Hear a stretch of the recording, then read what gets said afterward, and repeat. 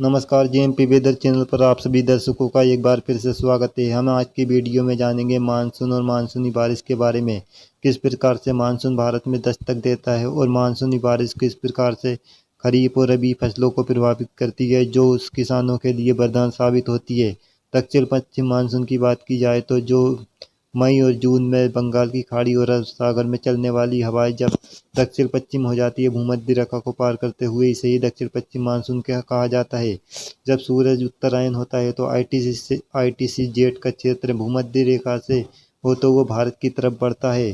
जब भारत में कर्क रेखा के पास जून में जब आईटीसी जेट का क्षेत्र आ जाता है तो दक्षिण पश्चिमी हवाएं भूमध्य रेखा को पार करती हुई बंगाल की खाड़ी और अरब सागर में आती, इसे ही दक्षिण पश्चिम मानसून कहा जाता है। उस समय भारत में बारिश होने लगती है और कई स्थानों पर जमकर बारिश होती है। मानसून के समय कई स्थानों पर बाढ़ देखी जाती है, कई स्थानों पर सूखा पड़ता है। इन सभी को प्रभावित करने वाले कारक भी कुछ होते हैं, इनके बारे में हम विस्तार से बताएंगे। वैसे तो पश्चिमी और दक्षिण पश्चिम हवाएं गर्मियों के दिनों में चलती जो क्षेत्रीय होती है, क्योंकि अरब सागर और बंगाल की खाड़ी के मध्य में उच्च वायु दाब का क्षेत्र होता है और भूखंडों के चारों ओर हवाएं चलती है। इन्हीं हवाओं के कारण जब नमी कुछ मात्रा में देश के भीतरी भागों में बढ़ जाती है तो इसे प्री मानसून गतिविधि कहा जाता है, क्योंकि अधिक मात्रा में नमी नहीं आती है। कुछ ही दूरी से समुद्र से थोड़ी बहुत नमी आ जाती है, जिसके कारण कभी कभी गरज के साथ बारिश होती है। इसे ही प्री मानसून गतिविधियां कहा जाता है।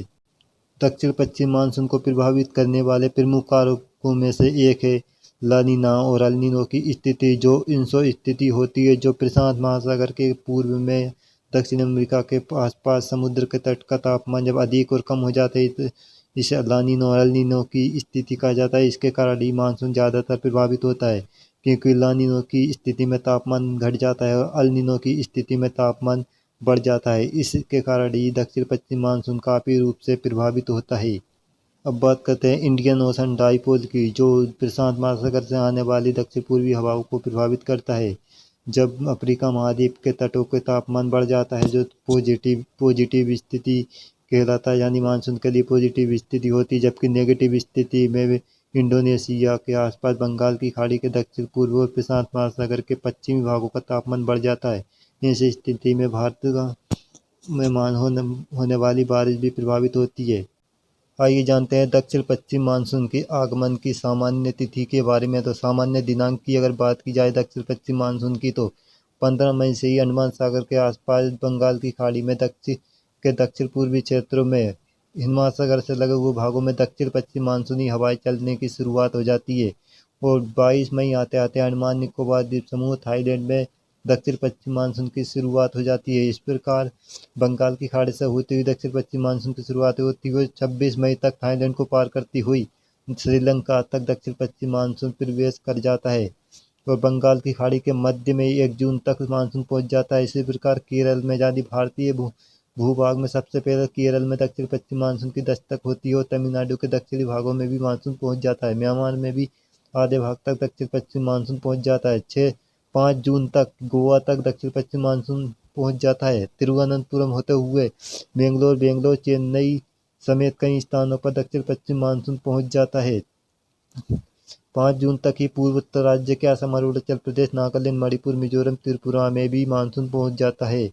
इसी प्रकार 10 जून आते आते मुंबई तक दक्षिण पश्चिम मानसून पहुंच जाता है। कर्नाटक के सभी क्षेत्र, मध्य महाराष्ट्र, पुणे समेत कई स्थानों पर दक्षिण पश्चिम मानसून पहुंच जाता है। इसी प्रकार तेलंगाना के आधे भाग, हैदराबाद, आंध्र प्रदेश तक दक्षिण पश्चिम मानसून पहुंच जाता है। कलकत्ता और सिक्किम तक भी दक्षिण पश्चिम मानसून 10 जून तक पहुंच जाता है। 15 जून की बात की जाए तो इसमें कुछ संशोधन किया गया है। 50-60 वर्षों के औसत के अनुसार मध्य प्रदेश में मानसून आधे भाग से ज़्यादा क्षेत्र में पहले सामान्य तिथि मानी जाती थी, लेकिन अब संशोधन कर सिर्फ दक्षिणी मध्य प्रदेश में ही दक्षिण पश्चिम मानसून 15 जून तक सामान्य तिथि बताई गई है। इसी प्रकार 15 जून तक महाराष्ट्र, विदर्भ, मराठवाड़ा के सभी भागों, छत्तीसगढ़ समेत झारखंड और बिहार के पूर्वी क्षेत्र, उड़ीसा के सभी भागों में दक्षिण पश्चिम मानसून 15 जून तक पहुंच जाता है। 20 जून तक की बात की जाए तो मध्य प्रदेश के अधिकतर भाग, इंदौर, भोपाल समेत जबलपुर तक दक्षिण पश्चिम मानसून पहुंच जाता है। इसी प्रकार सूरत, बड़ोदरा तक दक्षिण पश्चिम मानसून सौराष्ट्र के दक्षिणी भागों तक पहुंच जाता है 20 जून तक। बिहार झारखंड के सभी भागों समेत पूर्वी उत्तर प्रदेश के एक दो स्थान तक, उत्तरी छत्तीसगढ़ में भी दक्षिण पश्चिम मानसून 20 जून तक पहुंच जाता है। उत्तराखंड के भी एक दो स्थानों पर दक्षिण पश्चिम मानसून की शुरुआत हो जाती है। 25 जून आते आते गुजरात के सभी भागों समेत पूर्वी राजस्थान के एक दो स्थान पर, मध्य प्रदेश के सभी भागों, उत्तर प्रदेश के अधिकतर स्थानों, लद्दाख, हिमाचल प्रदेश तक भी दक्षिण पश्चिम मानसून पहुंच जाता है। 30 जून आते आते राजस्थान के आधे भाग में यानी पूर्वी क्षेत्रों के सभी भागों समेत सौराष्ट्र, कच्छ यानी गुजरात को भी दक्षिण पश्चिम मानसून पार कर जाता है। जम्मू कश्मीर, हिमाचल प्रदेश को भी पार करते हुए हरियाणा के अधिकतर भागों, पंजाब के भी आधे भागों में दक्षिण पश्चिम मानसून 30 जून तक पहुंच जाता है। इस प्रकार दक्षिण पश्चिम मानसून 5 से 10 जुलाई के बीच संपूर्ण भारत में दस्तक दे देता है। 5 से 8 जुलाई के बीच दक्षिण पश्चिम मानसून पश्चिमी राजस्थान को पार करते हुए संपूर्ण भारत में इसका प्रवेश हो जाता है। आइए जानते हैं दक्षिण पश्चिम मानसून के समय।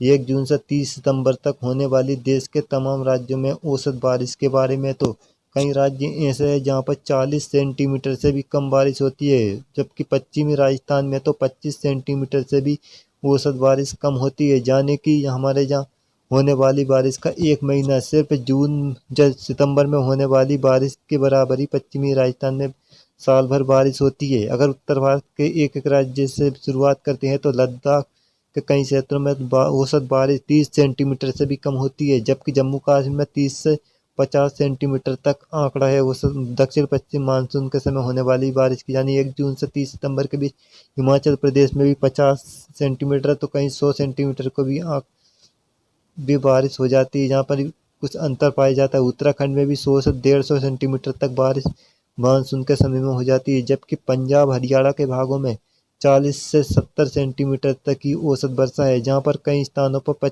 30 सेंटीमीटर से कम बारिश होती है पंजाब हरियाणा के दक्षिण पश्चिम भागों में।